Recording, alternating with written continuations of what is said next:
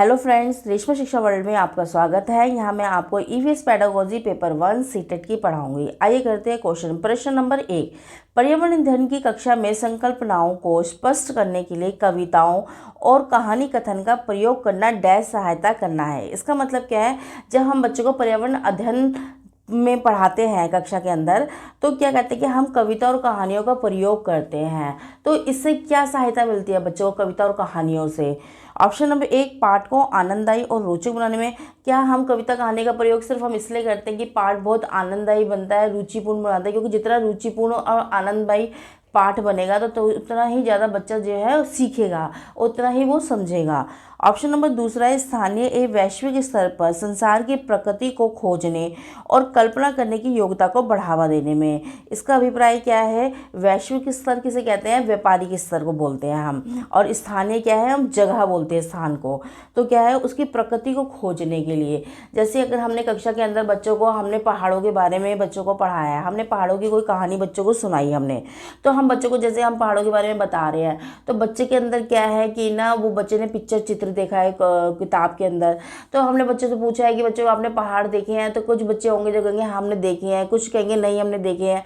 लेकिन हम चित्र के माध्यम से भी कहानी में बता रहे हैं बच्चों को कि तो ऐसे पहाड़ होते हैं, उन पे ऐसे बर्फ़ जमती है और वो ना कि सफ़ेद सफ़ेद होती है और उस पर ना ऐसे पेड़ पौधे लगे हुए होते हैं। तो बच्चों को जैसे हम बता रहे हैं तो बच्चा उस चीज़ को ना सुन रहा है, रुचिपूर्ण रूप से ध्यानपूर्वक सुन रहा है। सुनते सुनते बच्चे के आगे एक ना चित्रात्मक रूप से ना एक चित्र बन जाता है बच्चे के अंदर। तो वो क्या है, कल्पना करने लगता है, कल्पना शक्ति का उसका विकास हो जाता है। वो कल्पना करने लगता है कि ऐसे ही पहाड़ होंगे, ऐसे सफ़ेद सफ़ेद होंगे, कोई ऊंचा होगा, कोई नीचा होगा, कोई ना क्या कहते हैं कि वहाँ से झरना बह रहा होगा। तो हम जैसे जैसे बच्चों को कहानी में बताते जाएंगे, बच्चा ना एकदम उसकी कल्पना शक्ति का विकास होने लगेगा, क्योंकि वो चीज़ को बच्चा बौद्धिक विकास होने लगेगा, क्योंकि वो बच्चा ना दिमाग से ना सोचने लग जाएगा और अंदर ही अंदर वो चिंतन करने लगेगा, मनन करने लगेगा। तो क्या है, बच्चे के साथ चिंतन भी करेगा, वो उसमें उसी को मनन भी करेगा, बौद्धिक विकास भी होगा, मानसिक विकास भी होगा। और फिर हम उसको बच्चों को सामाजिक परिवेश से जोड़ेंगे। जैसे कि वहाँ पहाड़ पे होता है तो वहाँ पे जो है ना छोटी छोटी मार्केट होती है, वहाँ दुकानें भी लगती है, लोग वहाँ पर है ना पहाड़ पे कैसे ऊपर तक पहाड़ों पर सामान लेकर जाते हैं। तो बच्चे की क्या है, एक वैश्विक स्तर पर भी होगा कि वहाँ पे ऐसे ऐसे दुकानें भी होगी, वहाँ पे कपड़े भी मिलते हैं, खाने की खाद्य सामग्री भी मिलती है। तो बच्चा क्या है, उस चीज़ से जुड़ेगा बच्चा, और वो सब वैश्विक स्तर पर भी जुड़ेगा, सामाजिक स्तर पर भी जुड़ेगा कि वहाँ पे लोग जाते हैं कैसे, वहाँ पे लोग गर्मियों में जाते हैं, जब ज़्यादा गर्मी होती है तो लोग पहाड़ों पे जाते हैं। तो बच्चा क्या है, एक समाज से भी जुड़ रहा है और ना एक वैश्विक स्तर पे व्यापार के रूप से भी जुड़ रहा है, बौद्धिक स्तर पे भी जुड़ रहा है, मानसिक स्तर पे भी जुड़ रहा है, उसका चिंतन भी हो रहा है, कल्पना शक्ति भी हो रही है। तो क्या है, हम पर्यावरण अध्ययन को हमेशा पढ़ाते हैं, इसलिए हम कविता और कहानियों का प्रयोग करते हैं, क्योंकि हमें बच्चे का पूर्ण विकास करना है। क्योंकि कक्षा के अंदर हम ऐसे ही चीज़ों का प्रयोग करेंगे जिससे कि बच्चे का सभी चीज़ों का विकास हो बच्चे का। ऑप्शन नंबर 3 है, भाषा एवं सांस्कृतिक विविधताओं का ध्यान रखने में। इसका मतलब क्या है, जो शिक्षार्थी बहुत अलग अलग परिवेश से आए हैं, अलग अलग संस्कृति से आए हैं, तो इसलिए हम चाहते हैं कि हम कविता और कहानियों का प्रयोग करते हैं, अलग अलग संस्कृति का यूज़ करते हैं, अलग अलग भाषा जो नीति है उनका प्रयोग करते हैं। तो इसलिए बच्चा क्या है, उस चीज़ को अच्छी तरीके से सीखता है। ऑप्शन नंबर जो 4 है, सही दिशा में विद्यार्थियों की ऊर्जा का सरणीकरण करने में। ये या फिर क्या है कि जो विद्यार्थियों की जो ऊर्जा को हम बिल्कुल सही जगह से, हम बच्चों को पहाड़ों के बारे में बता रहे हैं, मैदानों के बारे में बता रहे हैं, तो क्या है, बच्चों की जो ऊर्जा है, जो सीखने में एक सही उसको रास्ता मिल रहा है, बच्चा केवल वही प्रयोग कर रहा है कि वही चीज़ हमें सीखनी है। तो इसका ऑप्शन क्या है, जो उसका ऑप्शन है बिल्कुल जो ठीक है वो है ऑप्शन नंबर दूसरा। क्योंकि देखो, ऑप्शन नंबर दूसरे के अंदर जो बच्चा है बहुत सी चीज़ें सीख रहा है और उसका इसके अंदर ना बहुत सी चीज़ों का विकास हो रहा है। तो इसका ऑप्शन नंबर जो दूसरा है बिल्कुल सही है। प्रश्न नंबर दूसरा, सहयोगात्मक अधिगम में पुराने एवं अधिक दक्ष विद्यार्थी छोटे एवं कम कुशल विद्यार्थियों का आंकलन करते हैं। इसका मतलब क्या है, सहयोगात्मक किसे बोलते हैं? सहयोग करना। अधिगम क्या होता है? सीखना, मतलब सीखने में जो है मदद करना।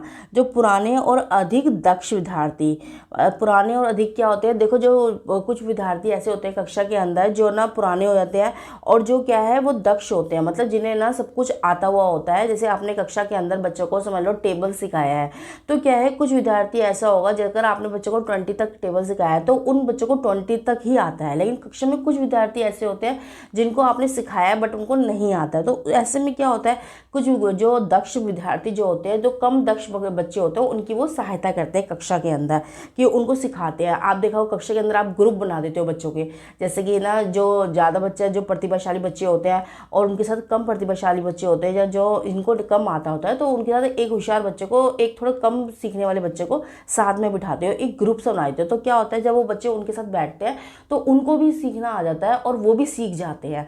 तो क्या होता है, वो जो सहयोग वो करते हैं, उन बच्चों को सिखाते हैं वो उन बच्चों को।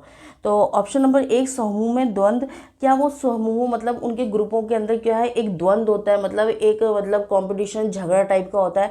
क्या वो इसलिए मतलब उनका मतलब आंकलन करते हैं, कम मतलब जो सीख कुशल विद्यार्थी होते हैं उनका समूह में द्वंद्व के कारण वो ऐसा करते हैं कि उनका आंकलन करते हैं। ऑप्शन नंबर दूसरा है गहन प्रतियोगिता, या फिर उनमें जो है एक प्रतियोगिता होती है कि हमें तुमसे ज़्यादा आता है, इस कारण वो उनके कम कुशल विद्यार्थी होते हैं, तो इसलिए वो उनका आंकलन करते हैं। ऑप्शन नंबर तीसरा है उच्च उपलब्धि एवं स्वयं गरिमा। इसका मतलब क्या है, उच्च उपलब्धि का मतलब क्या है, जो बच्चे जो होते हैं कक्षा में पुराने होते हैं और जिन बच्चों को ज़्यादा अधिक दक्ष होते हैं, तो उनके पास देखो उच्च उपलब्धि हो जाती है, क्योंकि उनको जब वो ज़्यादा सीख जाते हैं तो उनके पास सब कुछ वो सीखे हुए होते हैं, उनको ज्ञान अर्जित हो जाता है। और फिर क्या है, स्व गरिमा, मतलब अपनी उनके पास गरिमा होती है कक्षा के अंदर। जैसे हम बोलते हैं ना, ये बच्चा इंटेलिजेंट है, ये बच्चा बहुत बुद्धि लब्धि अच्छा है, ये प्रतिभाशाली बच्चा है, तो क्या है कि उनके पास एक गरिमा हो जाती है। तो फिर वो क्या करते हैं, जब उनके पास जब वो ऐसे इनकी गरिमा होती है, उनके पास उच्च उपलब्धि होती है, तो वो जो है कम कुशल जो विद्यार्थी होते हैं उनका आंकलन करते हैं कि इनको नहीं आ रहा है, या इनको इस तरीके के कारण नहीं आ रहा है, इस कारण नहीं आ रहा है उनको। ऑप्शन नंबर 4 है उच्च नैतिक विकास, या फिर क्या है, वो उच्च नैतिक विकास के कारण है ना कम बच्चों का जो है आंकलन करते हैं। तो इसका जो बिल्कुल सही जो आंसर है वो है ऑप्शन नंबर तीसरा, उच्च उपलब्धि के कारण ही ऐसा वो करते हैं कि उच्च उपलब्धि होती है और उनमें क्या है, सब गरिमा होती है, इस कारण वो क्या है, उन कम कुशल विद्यार्थियों का जो है आंकलन करते हैं। तो इसका ऑप्शन नंबर जो तीसरा है बिल्कुल सही है। प्रश्न नंबर तीसरा, सीमा प्रत्येक पाठ को रटकर तुरंत सीख लेती है, जबकि मीणा चर्चा एवं ब्रेनस्टॉर्मिंग मस्तिष्क आलोडन के बाद प्रत्येक पाठ को समझती है। यह डैश के विकासात्मक सिद्धांत की ओर संकेत करता है। इसका मतलब क्या है कि जो सीमा है वो तो केवल सीधा ही पाठ को रट लेती है, अगर कोई पाठ अगर दिया है उसे तो वो रट लेती है, लेकिन जबकि जो मीणा है वो उस बात पर चर्चा करती है। मस्तिष्क ब्रेनस्टॉर्मिंग किसे कहते हैं, मस्तिष्क आलोडन किसे बोलते हैं, जो किसी बात पे चर्चा करना, ये ऐसा क्यों है, ये क्यों हो रहा है, ऐसा क्यों होना चाहिए, इसका सही आंसर क्या होगा, या इसके अंदर ये कितने शब्द होंगे, कितने वाक्य होंगे, तो मस्तिष्क और ऐसा वहाँ पर क्यों है, यहाँ पर क्यों बताया गया है, वो हर जो किसी भी क्वेश्चन के अंदर हम किसी भी बात को हाँ या ना में त्रुटिपूर्ण करते हैं तो वो कहते हैं मस्तिष्क आलोडन होता है, उसे ब्रेन स्टॉर्मिंग बोलते हैं। तो ये क्या है, कौन से विकास को मतलब विकासात्मक सिद्धांत की ओर संकेत करता है। ऑप्शन नंबर 1, सामान्य से विशिष्ट की ओर। इसका मतलब क्या है कि वो जो सामान्य एक सामान्य बात होती है फिर उसको विशिष्ट की ओर ले जाती है। इसका मतलब क्या है, जब किसी चीज़ के बारे में क्यों, कहाँ, कब, कैसे क्वेश्चन करते हैं तो एक सामान्य सी बात थी, पर उसकी क्या है, उसने ब्रेनस्टॉर्मिंग करके मतलब उसने उसके बारे में 10 क्वेश्चन बना लिए, तो वो क्या है, वो विशिष्ट की ओर ले गई है। ऑप्शन नंबर दूसरा है निरंतरता। निरंतरता मतलब क्या होता है कि किसी भी बात को, कि उसका मतलब व्यवहार ऐसा हो गया उस चीज़ को वो निरंतर करती रहती है, मतलब कोई भी क्वेश्चन होता है उसको निरंतर मतलब करना ही है ब्रेनस्टॉर्मिंग के अंदर।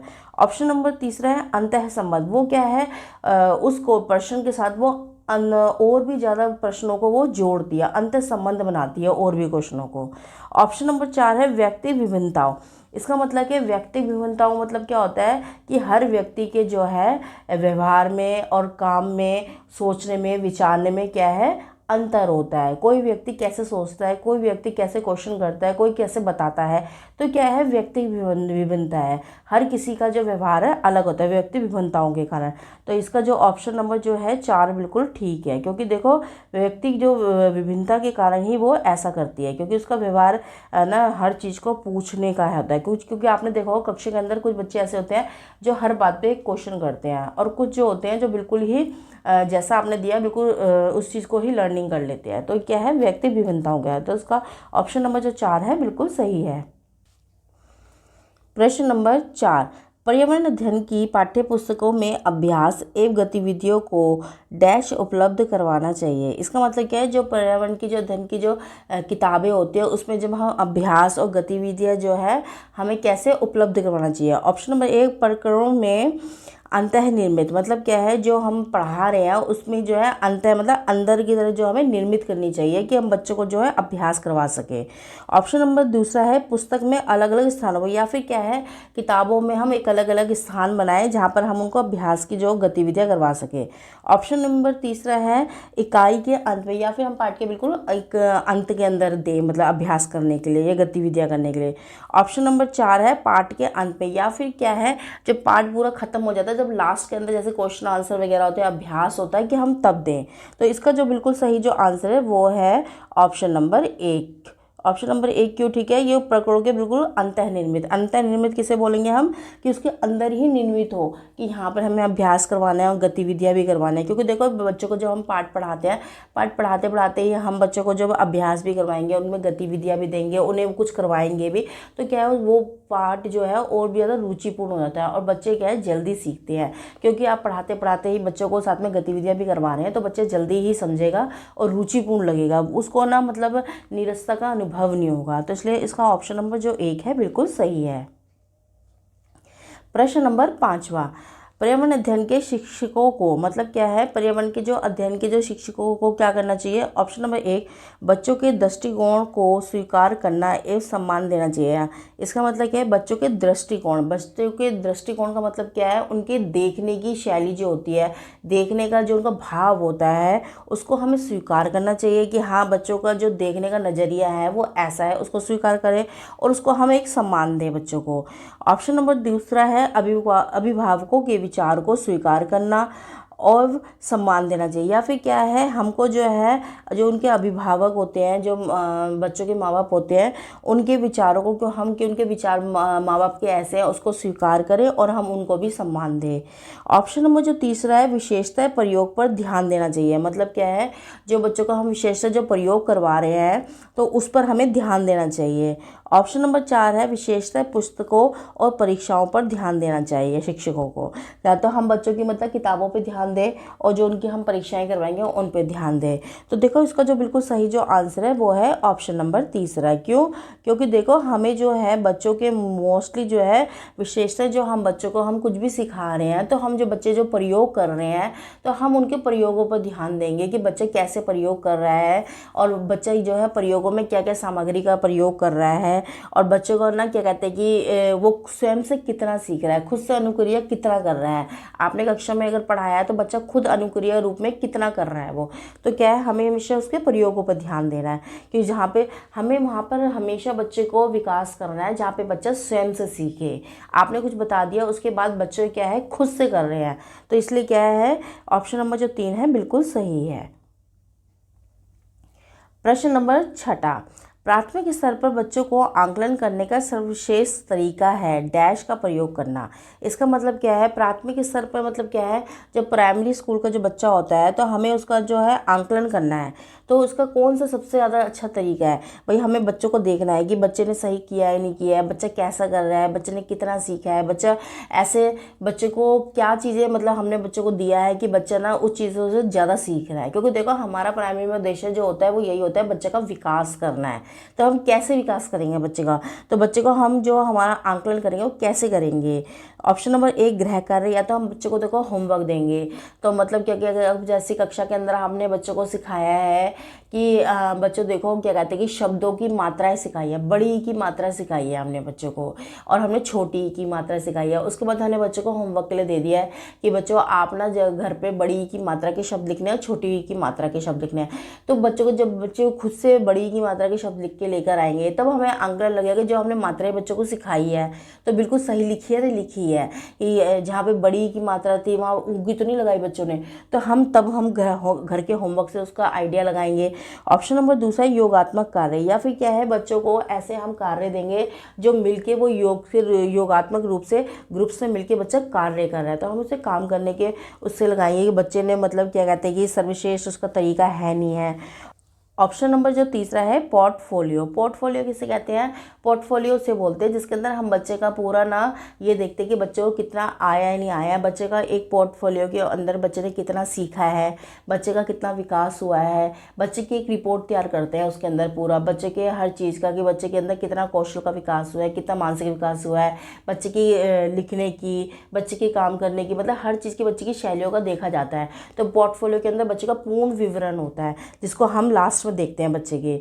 ऑप्शन नंबर 4 आवधिक परीक्षा, या फिर क्या है जो बच्चे की मतलब ना सेमेस्टर वाइज जो बच्चे की ना परीक्षाएं होती हैं, तो परीक्षाओं में जब हम बच्चों का रिजल्ट आता है तो हम देखते हैं कि बच्चों में कैसे बच्चे ने लिखा है परीक्षाओं में, बच्चे के नंबर कितने आए हैं, बच्चे ने कितना सीखा था, तो हम परीक्षाओं से करेंगे। तो इसका जो बिल्कुल सही जो आंसर है वो है ऑप्शन नंबर तीसरा पोर्टफोलियो, क्योंकि हमेशा हम पोर्टफोलियो के अंदर बच्चे का पूर्ण विवरण होता है कि बच्चे को कैसे बच्चे ने सीखा है, बच्चे को कितना आया है, बच्चे का कितना विकास हुआ है, बच्चे में कौन सी कमी है, तो उसका जब पूर्ण विवरण जो है एक पोर्टफोलियो के अंदर होता है। इसलिए हमेशा जो बच्चों के आप प्राइमरी स्कूल के अंदर देखोगे एक पोर्टफोलियो बनाया जाता है जिसके अंदर बच्चे का पूर्ण विवरण होता है। तो पोर्टफोलियो के माध्यम से ही बच्चे का जो है आंकलन कर सकते हैं, और सबसे जो सर्वश्रेष्ठ और सबसे अच्छा जो तरीका होता है पोर्टफोलियो ही होता है। तो उसका ऑप्शन नंबर जो तीसरा है बिल्कुल सही है।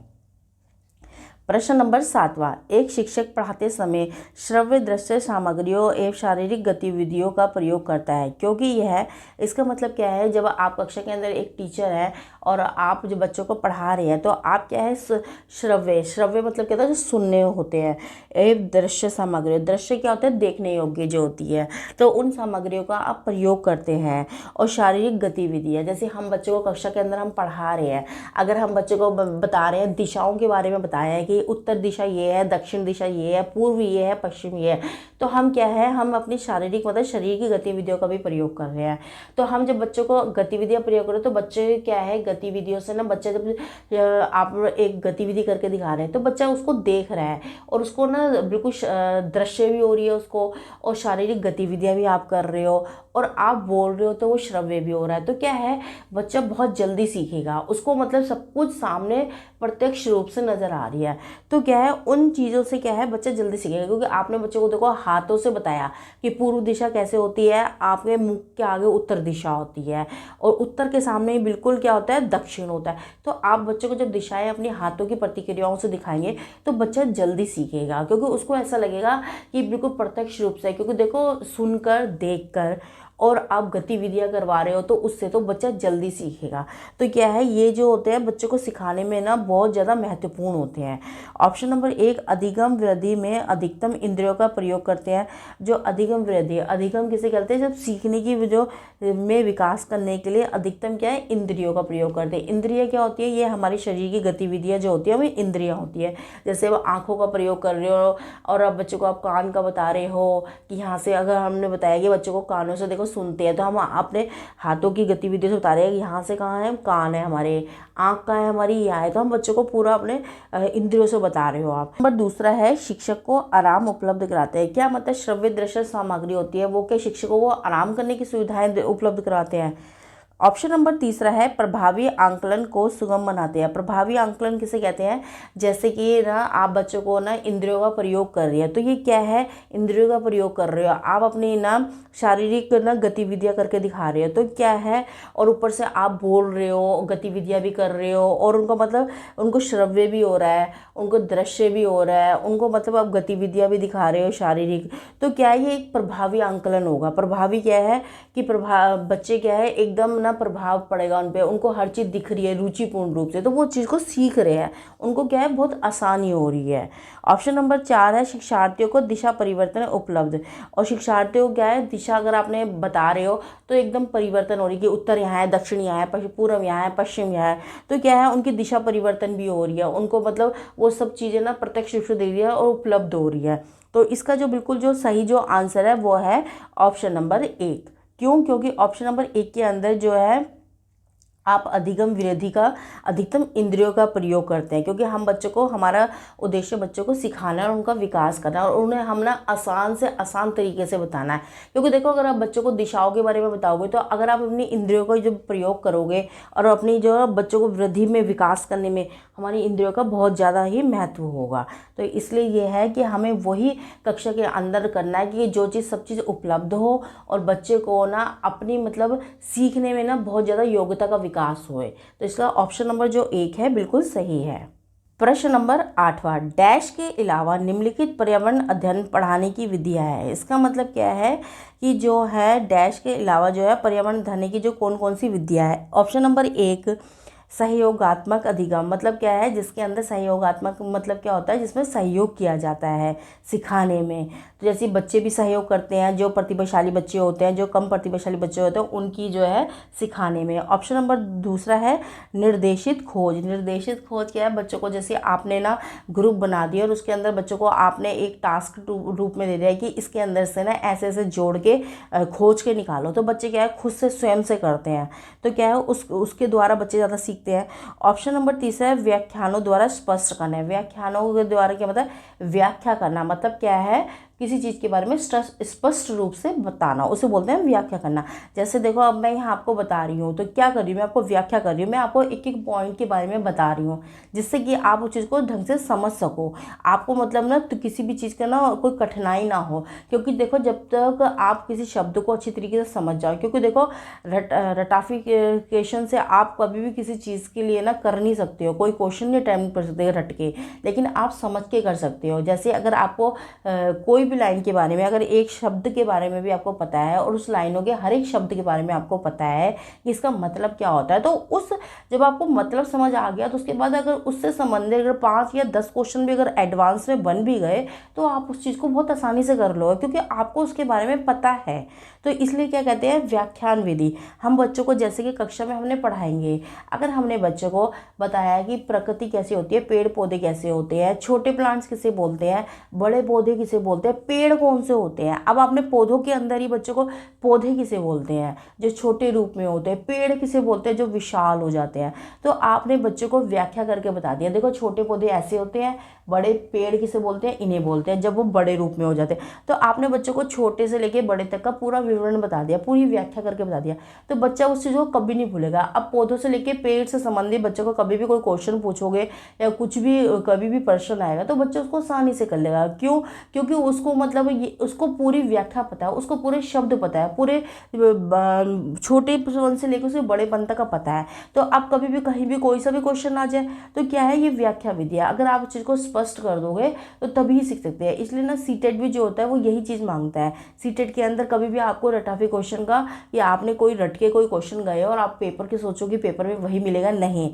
आपको सिर्फ चीज़ को समझना है कि ये क्या पूछना चाहता है। अब आपको क्वेश्चन बिल्कुल क्लियर है, आंसर के पॉइंट्स आपको क्लियर है, अब उसी क्वेश्चन से रिलेटेड ही अगर सीटेट के अंदर वो क्वेश्चन पूछेंगे, तो क्या है, आपको तो पूरी व्याख्या पूरा आता ही है, आप समझे हुए हो, तो आप फिर वो कोई से भी ऑप्शन डाल दें, आपको क्वेश्चन पता है कि इसके अंदर क्या आंसर आएगा। तो इसलिए क्या है, व्याख्यान विधि द्वारा स्पष्ट करना ही सबसे महत्वपूर्ण होता है। ऑप्शन नंबर 4 है समस्या समाधान। समस्या समाधान किसे कहते हैं, जहाँ पे किसी भी परेशानियों का जो है समाधान किया जाता है, समस्या समाधान। जैसे कि बच्चों को कोई चीज़ नहीं आ रही है, हम ये देखेंगे बच्चों को ये चीज़ क्यों नहीं आ रही है। अगर हमने बच्चों को कक्षा के अंदर कुछ चीज़ भी सिखाया है, तो हम बच्चों की परेशानी का जानेंगे कि आखिर बच्चों को क्यों नहीं आ रहा है। अगर बच्चों को उस मेथड से नहीं आ रहा, तो हम उनके लिए फिर दूसरा मेथड यूज़ करेंगे, दूसरे से भी नहीं आ रहा, तीसरे से करेंगे, तीसरे से भी नहीं आ रहा, चौथे करेंगे, लेकिन किसी ना किसी मेथड से बच्चों को समझ आ ही जाएगा। तो हम क्या है, उसकी समस्याओं को हम देखेंगे। तो इसका जो है ऑप्शन नंबर जो तीसरा है बिल्कुल सही है। क्यों तीसरा क्यों सही है, क्योंकि देखो तीसरे के अंदर जो है व्याख्यान विधि है, इसके अंदर क्या है, स्पष्टीकरण है। क्योंकि हम व्याख्या क्या है, हम किसी की बात में बिल्कुल स्पष्ट बता देंगे, तो वो ना बच्चा उस चीज़ को समझ जाएगा। तो इसका ऑप्शन नंबर जो तीसरा है बिल्कुल सही है। प्रश्न नंबर 9वां, डैश के अलावा बच्चों के विकास को आकार देने वाले वातावरण में कारकों में निम्नलिखित सभी शामिल हैं। इसका मतलब क्या है, ऑप्शन नंबर 1 शिक्षा की गुणवत्ता, ऑप्शन नंबर दूसरा है पौष्टिकता की गुणवत्ता, ऑप्शन नंबर तीसरा है शारीरिक गठन, या ऑप्शन नंबर 4 है संस्कृति। तो इसका जो है बिल्कुल सही जो आंसर है वो है ऑप्शन नंबर तीसरा। शारीरिक गठन जो होती है वो बच्चे को आकार देने में जो है विकास करने में महत्वपूर्ण योगदान है। तो इसका ऑप्शन नंबर जो तीसरा है बिल्कुल सही है। प्रश्न नंबर 10, कक्षा में एक प्रभावी शिक्षण अधिगम प्रक्रिया होती है जब शिक्षक बच्चों के ज्ञान को पढ़ाई जाने वाली नई संकल्पना के साथ जोड़ने में सहायता करता है। तो इसके पार्श्व में निहित उद्देश्य है डैश को बढ़ावा देना। इसका मतलब क्या है, जब हम बच्चों को हम पढ़ा रहे हैं, जब हम बच्चों को कुछ भी सिखा रहे हैं, तो क्या है, बच्चों की जो हम पढ़ाने के साथ साथ उसको नई चीज़ों के साथ भी हम बच्चों को जोड़ रहे हैं। अगर हम जब बच्चों को नई चीज़ों के साथ जोड़ेंगे, बाहर के वातावरण के साथ जोड़ेंगे, तो क्या है, हम उनके जो है उनको ना और भी ज्ञान अर्जित करवाएंगे, क्योंकि हमारा उद्देश्य यही है बच्चों को ना ज्ञान विकास करना, बच्चों को मतलब नई चीज़ों से जोड़ना। तो इसका जो वो कौन सी चीज़ों में हमें यह है बढ़ावा देगा। ऑप्शन नंबर 1 शिक्षार्थी स्वायत्तता में देगा। ऑप्शन नंबर दूसरा है पुनः बलन में देगा। ऑप्शन नंबर तीसरा है ज्ञान का सह संबंध एवं स्थानांतरण। ऑप्शन नंबर 4 है व्यक्तिगत भिन्नताओं। तो इसका जो बिल्कुल सही जो आंसर है वो है ऑप्शन नंबर तीसरा। क्यों, इसके अंदर क्या है, ज्ञान का सह संबंध होगा, क्योंकि देखो अगर आपने कक्षा के अंदर बच्चों को पहाड़ों के बारे में बताया है, तो फिर बच्चों को क्या है, आप बाहर में बच्चों को पहाड़ के बारे में बता रहे हो, तो बच्चों के अंदर एक क्या है, एक चित्रण सा बच्चों की आंखों के आगे आ गया। तो क्या है, उसका क्या है, ज्ञान का क्या है, सह संबंध हो रहा है। और क्या है, स्थानांतरण हो रहा है। स्थानांतरण क्या है, कक्षा में बैठे बैठे ही वो एकदम पहाड़ों के बारे में सोचने लग गया। तो क्या है, उसका क्या है, स्थान का भी क्या है, परिवर्तन हो गया। वो उसका क्या है, दिमाग, बुद्धि, मानसिक सब क्या है, उस पहाड़ों को सोचने में लग गया। तो उसका क्या है, कक्षा में बैठे बैठे वो एक पहाड़ों की तरफ सोचने लग गया, तो उसका स्थानांतरण भी हो गया। तो इसका क्या है, ज्ञान का सहसंबंध हो जाएगा एवं स्थानांतरण हो जाएगा। तो इसका ऑप्शन नंबर जो तीसरा है बिल्कुल सही है। Thank you friends. रेशमा शिक्षा वर्ल्ड को आप लाइक, शेयर एंड सब्सक्राइब कीजिए। मैं ऐसे ही अच्छी अच्छी वीडियोस लेकर आऊँगी।